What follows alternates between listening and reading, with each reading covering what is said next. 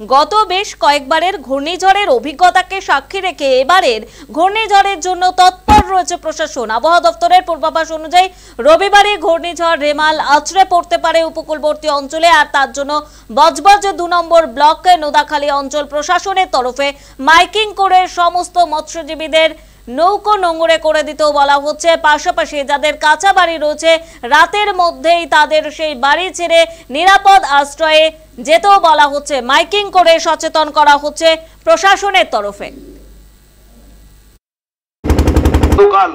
আগামীকাল আসছে, অতএব আপনাদের নদীর পাড়ে যারা আছেন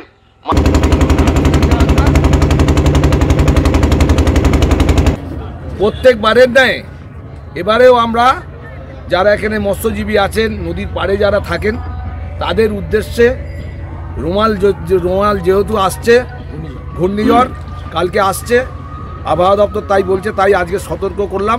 এটা আমরা প্রত্যেকবারে নোদাখালী থানা প্রশাসন, বিডিও পঞ্চায়েত সমিতি প্রশাসন থেকে আমরা প্রত্যেকবারে জজ থেকে আমফান থেকে যত ঝড় সব এই এলাকার মানুষকে আমরা অ্যালার্ট করি, সতর্ক করি।